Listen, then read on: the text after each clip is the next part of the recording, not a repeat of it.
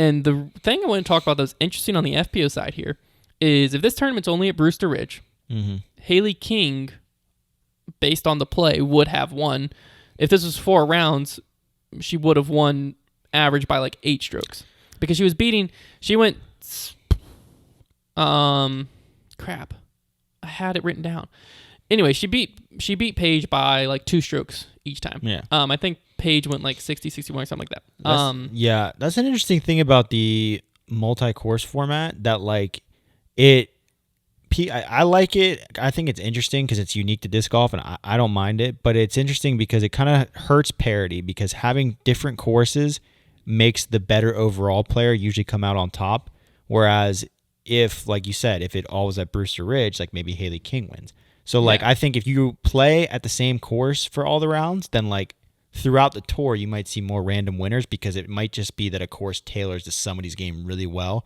But when you add in multiple courses, it kind of rounds it out so that the best overall game ends up winning, which is probably more fair. That's what I was going to say. Is Fox Run, Paige would have ran away with it a little bit. Yeah. That's where she went 10-30 both rounds at Fox Run. Yeah.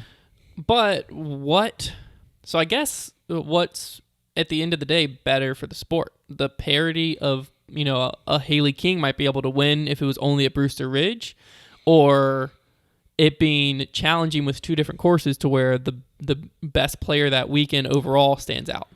Yeah, it's tough because it's very untraditional, the multi-course thing. I mean, it's a disc golf thing, and it's unique to disc golf, but it's one of those things that's unique to disc golf that I don't mind.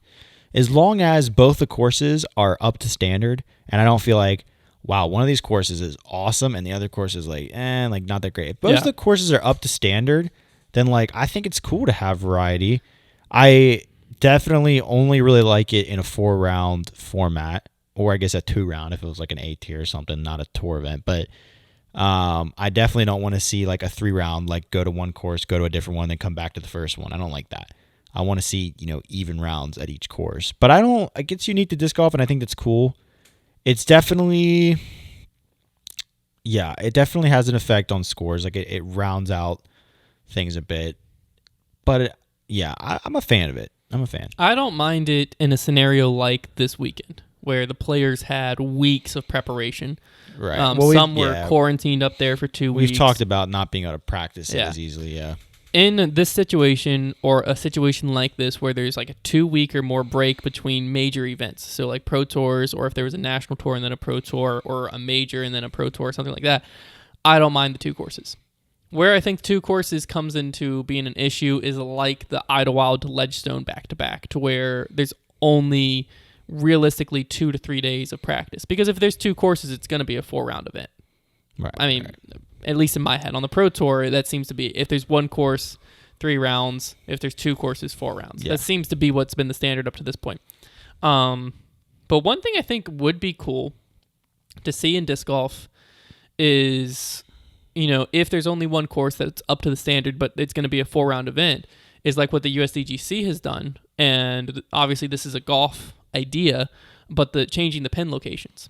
To where you can have 2 courses in one, sort of. To where the players might only have to learn, or at least they only have to practice 1 course, but they might be challenged with 2 different formats, to where 1 course might just favor a little bit to the forehand and the other course favors to the backhand, so the most overall well-rounded player wins that weekend. Yeah, that's an interesting idea. It's different, obviously a lot different in ball golf because, obviously it's easier to change the pins without drastic change to all they're changing is like the chip up where you want to hit on the green. Well, yeah, it changes like, okay, so maybe now this pin's at the bottom of a slope that you want to play up onto, or maybe now it's hugging a bunker and you don't have as much green to work with.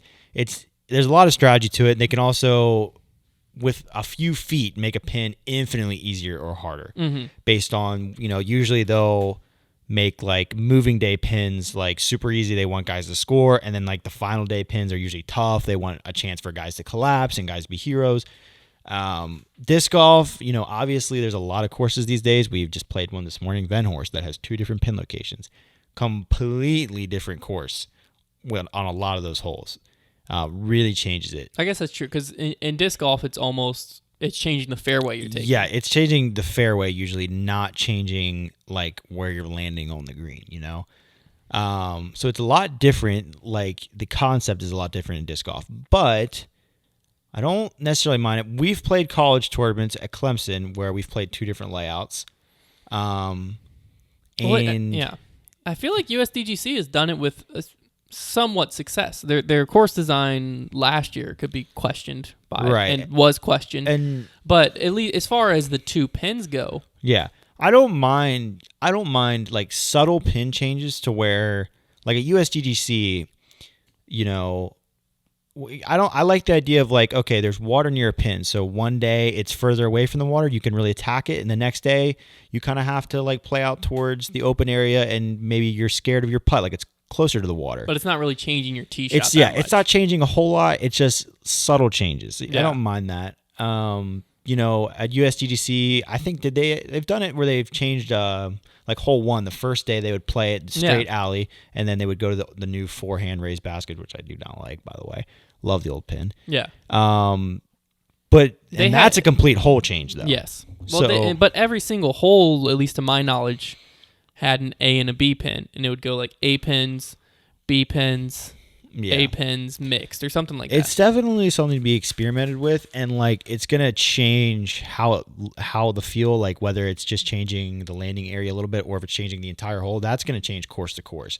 In the woods, you're typically gonna get an entire hole looking completely different when you change the pin location. In open courses, it might be a little bit more subtle, like, oh, let's move it a little bit closer to the OB flags, you know, or like at the USDGC, let's move it further away from the mozzarella stick wooden pole things. Like it's an interesting thing to explore, but I think it's a nuance that probably should be looked into more.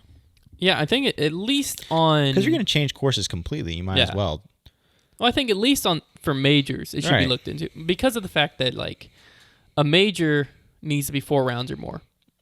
Not more. Sorry, 4 rounds. Yeah, whoa. Let's not go back to the worlds where it was 7 rounds. That was dumb. It needs to be 4 rounds. It doesn't need, which I don't know if there is majors that are 3 rounds. But if it's 4 rounds and you only have one high quality course in the area, that's going to get boring for the viewer, for the player. Yeah, if the pins are the same. That's what I'm saying. Yeah, sorry. If the pins are the same. If you're only playing the exact same course 4 rounds in a row. Yeah. So that's where I think a pin change comes in. If it's like a pro tour and it's 3 rounds, like Idlewild, it's not fine, you know, you don't really have to change that much. But I don't know. It's something to look into kind of as the sport progresses.